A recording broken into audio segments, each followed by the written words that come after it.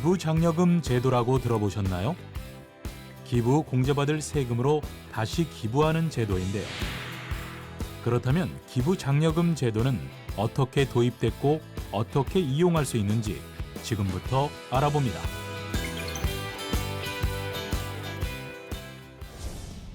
기부장려금 제도란 소득세법에 따라 기부금 세액공제를 신청할 수 있는 기부자가 본인이 공제받을 세액공제 상당액을 기부장려금으로 신청하면 국세청에서 기부장려금 단체에 직접 지급하는 제도인데요.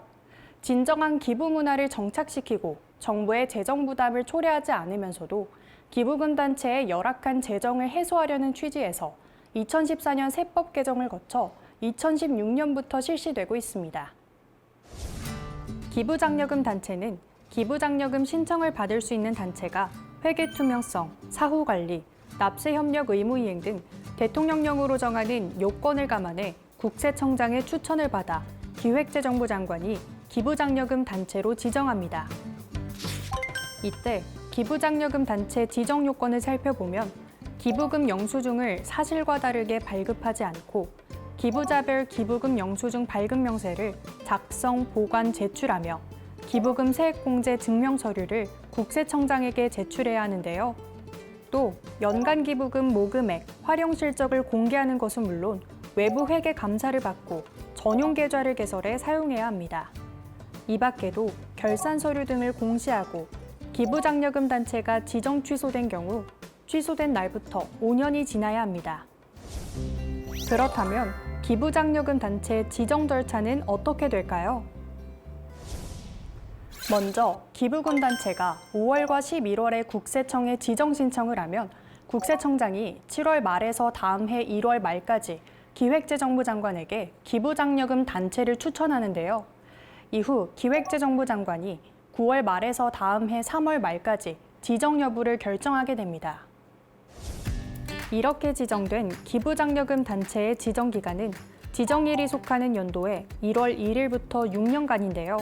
다만 지정 기간 동안 요건 충족 여부에 대해 2년마다 국세청에 보고해야 하며 기부장려금 단체가 기부장려금 신청 명세를 사실과 다르게 작성하거나 국세기본법 제85조의 5에 따라 불성실 기부금 수령단체로 명단이 공개된 경우, 기부장려금 단체가 해산한 경우, 그 밖의 법령을 위반하거나 목적 외 사업을 하는 등 대통령령으로 정하는 사유가 있는 경우에는 기부장려금 단체 지정을 취소할 수 있습니다.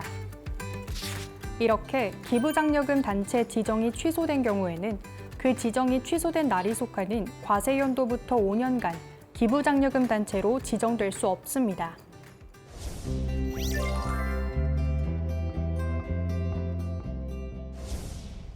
기부장려금을 신청할 수 있는 납세자는 소득세법 제59조의 사제 사항에 따라 기부금 세액공제를 신청할 수 있는 거주자로 근로자 외에도 보험 모직, 방문 판매, 계약 배달 판매 등 사업소득 연말 정산자 등이 해당하는데요.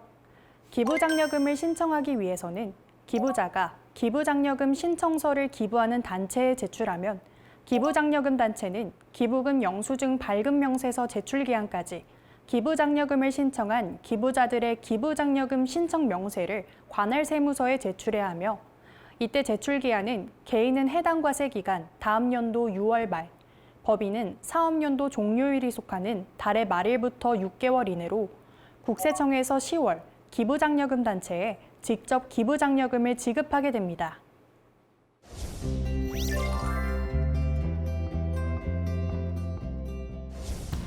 만약 기부자가 기부금 세액공제와 기부장려금을 중복해 신청한 경우에는 기부금 세액공제를 신청한 것으로 보아 기부장려금이 지급되지 않는데요.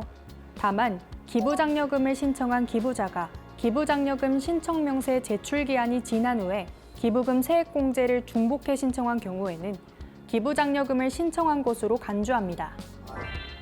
또한 기부장려금 단체가 기부장려금 신청 명세를 사실과 다르게 작성해 기부장려금이 경정돼 기부장려금이 줄어든 경우 초과에 지급받은 기부장려금에 다음해 금액을 합한 금액이 징수되니 주의해야 합니다.